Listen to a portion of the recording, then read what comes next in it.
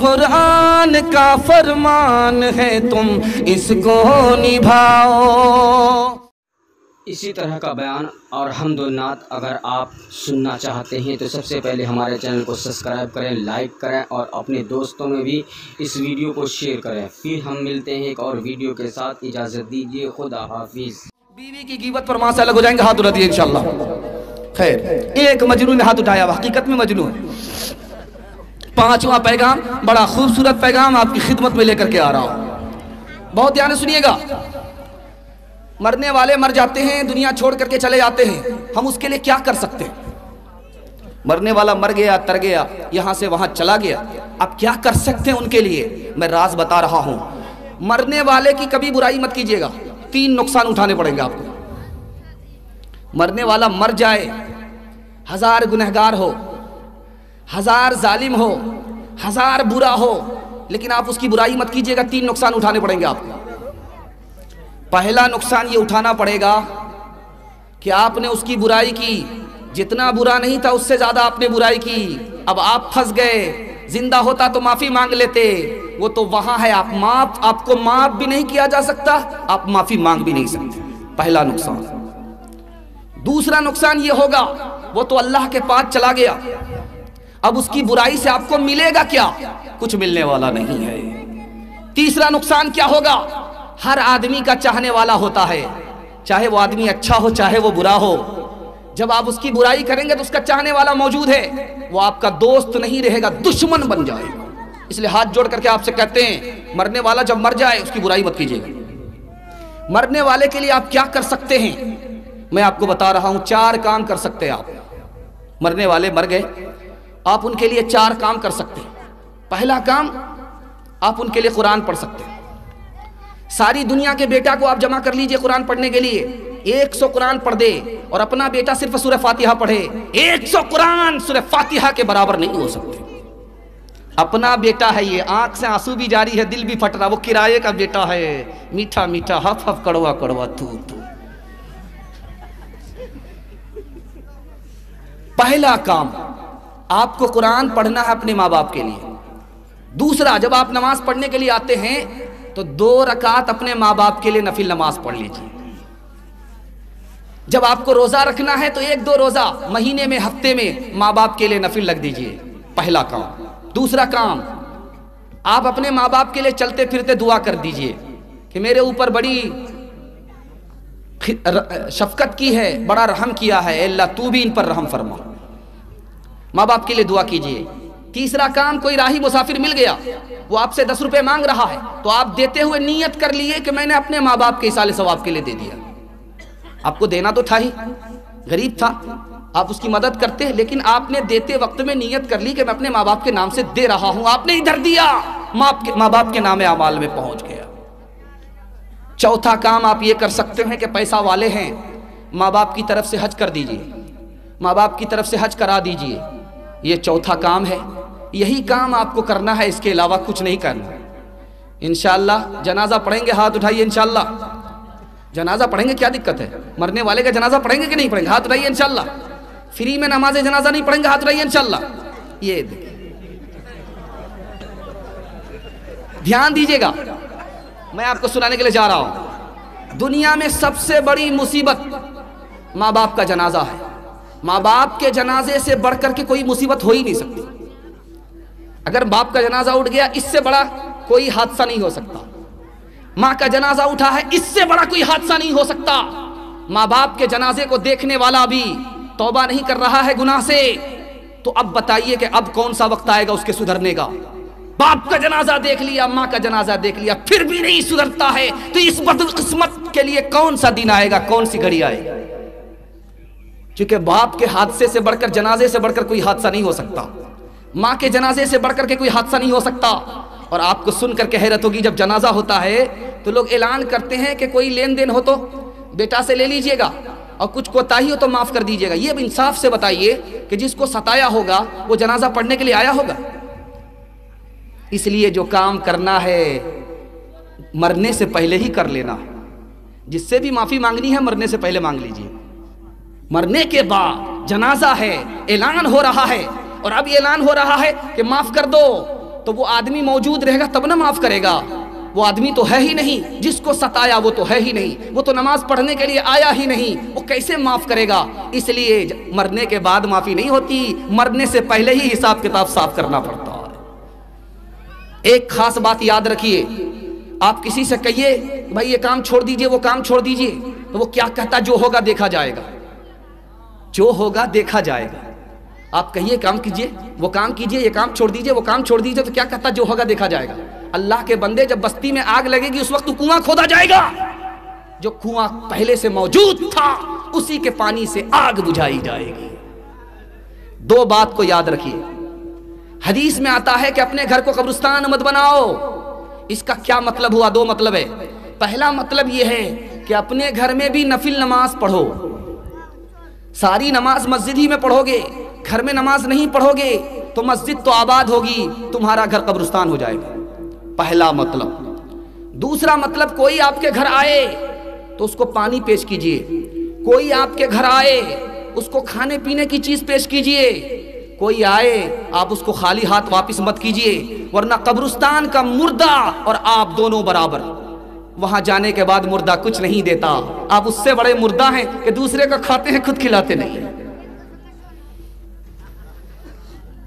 نہ کسی کی آنکھ کا نور ہو، نہ کسی کے دل کا قرار ہو، جو کسی کے کام نہ آ سکے میں وہ ایک مشت غبار ہوں. میرا رنگ روپ بگڑ گیا، میرا یار مجھ سے بچھڑ گیا، جو چمن خزاں سے اجڑ گیا میں اسی کی فصل بہار ہوں. عمر دراز مانگ کے لائے تھے 4 دن، 2 آرزو میں کٹ گئے 2 انتظار میں. بلبل کو پاسباں سے نہ صیاد سے گلا، قسمت میں قید تھی لکھی فصل بہار میں. بلبل کو پاسباں سے نہ صیاد سے گلا، قسمت میں قید تھی لکھی فصل بہار میں. کتنا ہے بد نصیب ظفر دفن کے لیے، 2 گز زمین بھی مل نہ سکی کوئے یار میں. بس آخری پیغام 3 منٹ کا دیتا ہوں، آپ کا تعزیتی جلسہ مکمل ہو جائے گا. اللہ آپ کو جزائے خیر دے، آپ نے دل سے سنا. اللہ آپ کو بھی عمل کے لیے کھڑا فرمائے، ہمیں بھی کھڑا فرمائے. آپ کے بال بچے یہاں پر موجود ہیں، رسم و رواج میں ہم لوگ جیتے ہیں، اس سے نکلنا بہت زیادہ ضروری ہے، ورنہ اگر رسم کو آپ دھوتے رہے تو آپ کی اولاد بھی دھوتی رہے گی. رسم سے نکلنا پڑے گا. نمونہ دینے کے لیے جا رہا ہوں، دھیان سے سنیے گا.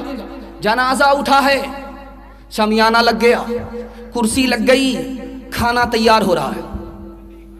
اب لوگ دانت پجا کر کے آئے، گھر سے کھا کر کے نہیں آئے. 50 دکان یہاں سے لے کر کے وہاں تک ملتی ہے کھانے کے لیے، کہیں نہیں کھائے. اب سیدھے 2 مٹھی مٹی دے کر کے آ گئے اور پرہیزی کھانے کے لیے بیٹھے. سہارنپور میں ایسا ہی ہوا، جنازہ اٹھا اور کھانا پک رہا ہے. جس کے گھر مصیبت ہے وہی میزبان بنا ہوا ہے. باہر سے آنے والے جو مٹی دینے کے لیے آئے وہ فری میں مٹی دینے کے لیے نہیں آئے، 2 مٹھی کھانا کھانے کے لیے بیٹھ گئے. اب اس نے بھی کیسا علاج کیا میں آپ کو سنانے کے لیے جا رہا ہوں. کھانا بڑھیا سے پکنے دیا، سب کو بٹھایا. اب جتنے بھی مہمان مٹی دے کر کے بیٹھے تھے، 4 بیگھہ ہل جوت کر کے آئے تھے، سب بیٹھے ہوئے تھے. اب کہتے ہیں کیا کریں، شروع کریں؟ کہاں شروع کیجئے؟ 2 منٹ بسم اللہ سے پہلے 2 منٹ میری بات سن لیجیے. میرے گھر مصیبت ہے، میرا باپ مر گیا ہے، مجھ کو کھایا بھی نہیں جاتا، غم ہی غم ہے، مجھے پیا بھی نہیں جاتا، غم ہی غم ہے، اور آپ لوگ آستین چڑھا کر کے پلکی مار کر کے بیٹھ گئے ہیں. کتنے بے شرم آدمی. کھائیے بسم اللہ کیجیے.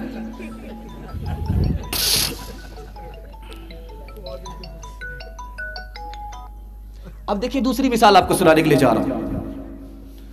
رنگ پورا کا آدمی بہلی استھان گیا، بکری خریدنے کے لیے. تو بکری والا نے کہا کہ بکری کو 300 روپے میں بیچوں گا اگر دیکھنے کے لیے آؤں گا, اگر دیکھنے کے لیے نہیں آؤں گا تو 600 روپے میں بیچوں گا. کیسا پاگل کہاں سے آ جاتا ہے, کہہ رہا دیکھنے کے لیے. کیوں دیکھنے کے لیے آؤ گے؟ کہا کہ بچپن سے پالا پوسا ہے, جدا کر رہا ہوں مجبوری میں, کیسے تسلی ہوگی, دیکھ لوں گا تسلی ہو جائے گی تو 300 روپے میں بیچوں گا.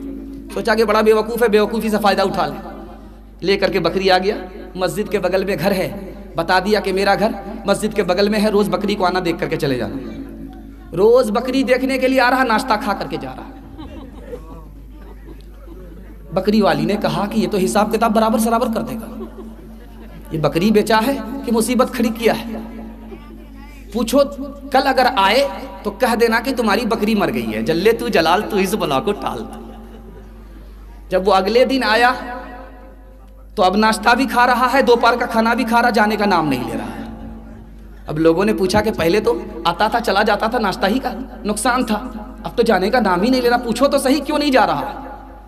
آسمان سے گرے کھجور میں اٹکے, ایک مصیبت سے نکلے دوسری مصیبت میں گرفتار ہوئے. بیوقوف سمجھا تھا, سب سے بڑے بیوقوف تو ہم نکلے. پوچھو تو صحیح جا کیوں نہیں رہا؟ کہا جب میری بکری مر گئی ہے تو ایسے جاؤں گا, تیجا بھی کھاؤں گا, چالیسواں بھی کھا جاؤں گا, برسی کھا کر کے ہی جاؤں گا.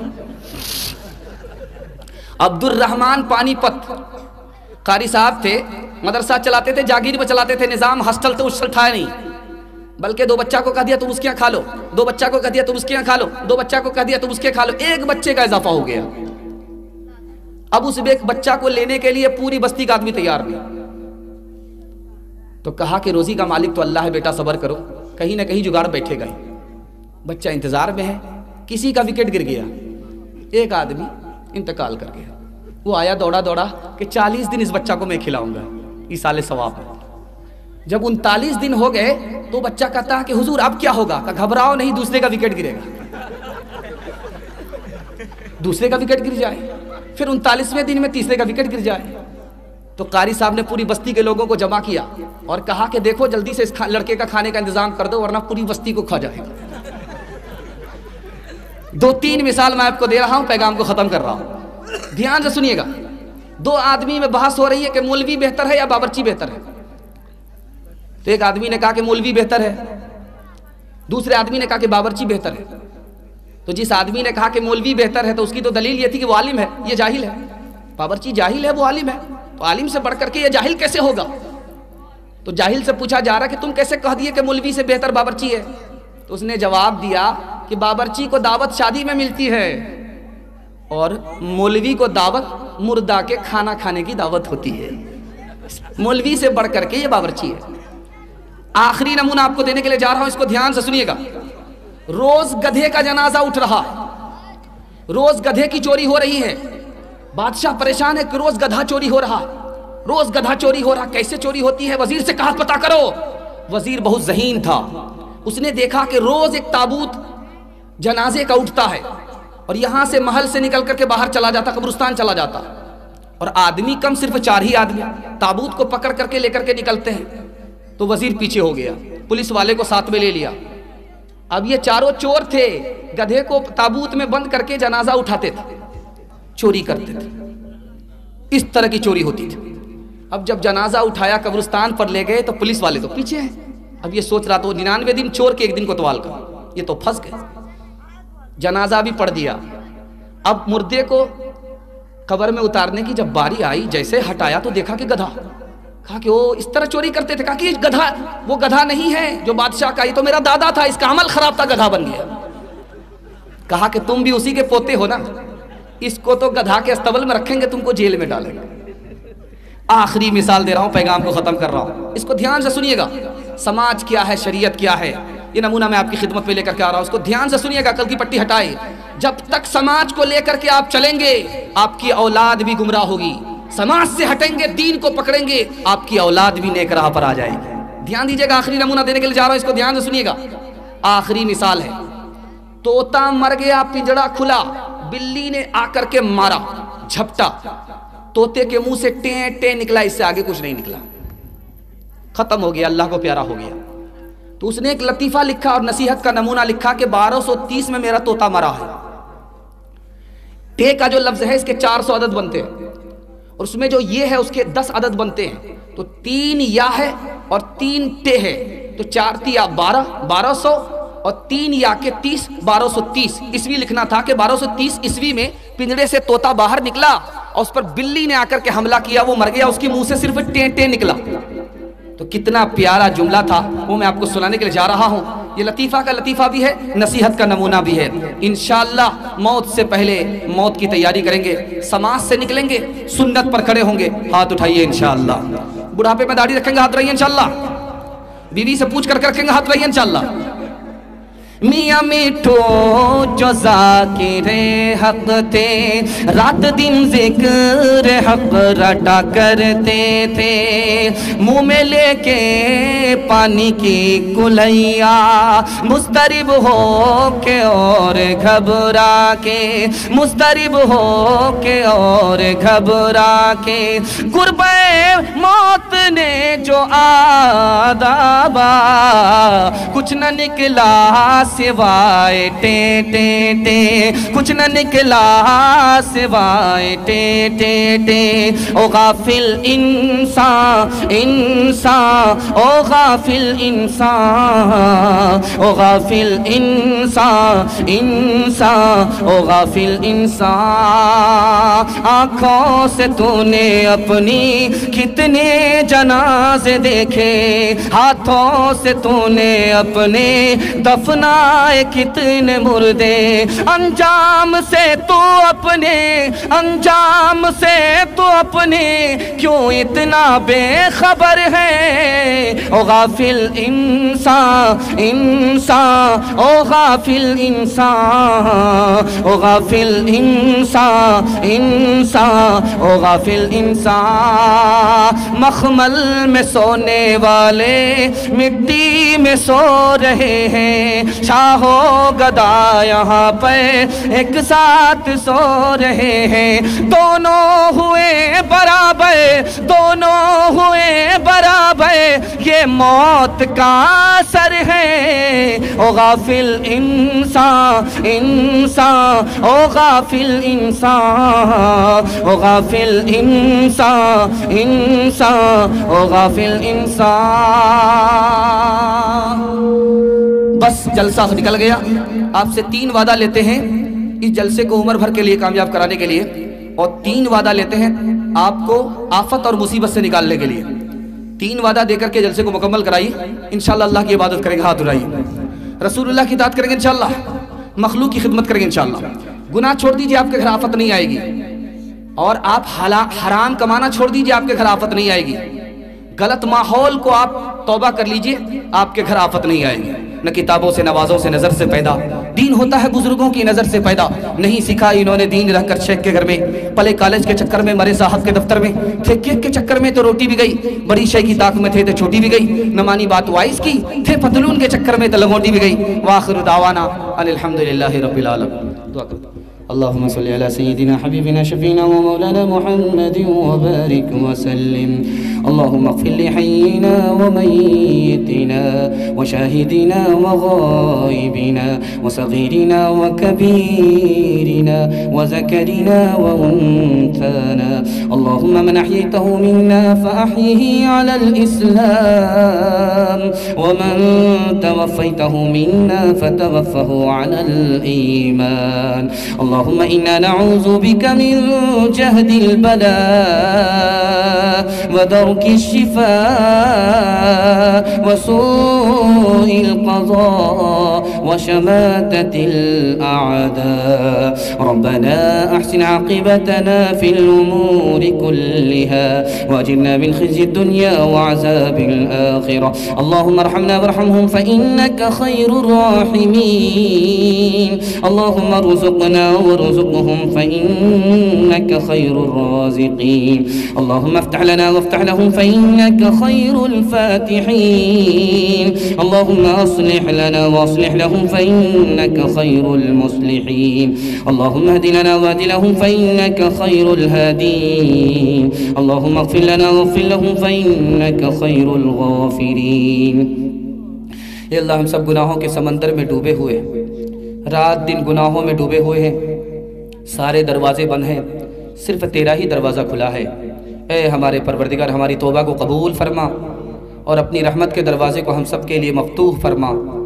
اے ہمارے پروردگار نانی مرحومہ کی بال بال مغفرت فرما، ان کے درجات کو بلند فرما، اگلے پچھلے تمام گناہوں کو معاف فرما، چھپے چھپے تمام گناہوں کو معاف فرما، چھوٹے بڑے تمام گناہوں کو معاف فرما، صغیرہ کبیرہ تمام گناہوں کو معاف فرما، اعلانیہ اور چھپے ہوئے تمام گناہوں کو معاف فرما۔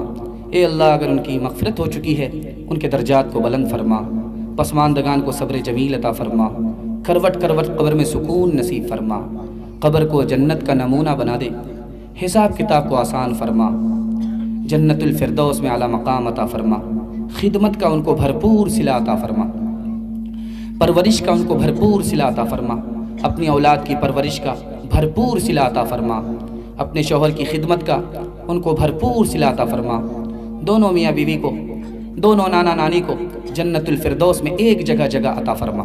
اے ہمارے پروردگار ان کی شفاعت کو ہم سب کے حق میں قبول فرما، ہماری شفاعت کو ان کے حق میں قبول فرما، ان کے درجے کو بلند فرما، ان کو جزائے خیر عطا فرما، پسماندگان کو صبر جمیل عطا فرما۔ اے ہمارے پروردگار دنیا پریشان ہے، قوم پریشان ہے، ملک پریشان ہے، گناہوں کی وجہ سے پریشان ہے، ہم گناہ کرتے کرتے تھک جائیں گے، تو معاف کرتے کرتے نہیں تھکتا۔ اے ہمارے پروردگار ہم سب سچے دل سے توبہ کرتے ہیں، گناہ سے معافی مانگتے ہیں، ہمارے پروردگار ہم سب کے گناہوں کو معاف فرما، ہم سب کی جان کی حفاظت فرما، ہم سب کے دین کی حفاظت فرما، ہم سب کی عقل کی حفاظت فرما، ہماری اولاد کی حفاظت فرما، ملک کو خوشحال فرما، ملک کی حفاظت فرما، قوم کو خوشحال فرما، قوم کی حفاظت فرما، مذہب کو خوشحال فرما، مذہب کی حفاظت فرما، جو پریشان حال ہے ان کی پریشانی کو دور فرما، جو مقروض ہیں انہیں قرض سے نجات عطا فرما، جو بے روزگار ہیں انہیں جائز روزگار عطا فرما، جو بیمار ہیں انہیں شفا عطا فرما، جو ناجائز مقدمے میں ہیں انہیں جلد از جلد نجات عطا فرما، جن گھروں میں لڑکیاں بے نکاحی ہیں غیب سے مناسب جوڑے کا جلد از جلد انتظام فرما، ہمارے جوانوں کو ماں باپ کی خدمت کے لیے قبول فرما، اپنی عبادت کے لیے قبول فرما، اپنے رسول کی اطاعت کے لیے قبول فرما، ہماری ماں اور بہنوں کی جان کی حفاظت فرما، جان کی حفاظت فرما، آبرو کی حفاظت فرما، دین کی حفاظت فرما، مسکان جیسی بہادر جوان کی حفاظت فرما، ان کو سربلندی عطا فرما، ان کے پیغام کو عام اور تام فرما، باطل کو ذلیل و خوار فرما۔ اے اللہ ہم سب کے حق میں خیر کے فیصلے فرما، رسوائی اور ذلت کے فیصلے نہ فرما، آسمانی بلاؤں سے ہم سب کی حفاظت فرما، زمینی آفتوں سے ہم سب کی حفاظت فرما۔ ربنا آتنا فی الدنیا حسنۃ وفی الآخرۃ حسنۃ وقنا عذاب النار۔ ربنا ظلمنا انفسنا وان لم تغفر لنا وترحمنا لنكونن من الخاسرین۔ وصلى الله تعالى على خير خلقه محمد وآله وصحبه أجمعين برحمتك يا أرحم الراحمين۔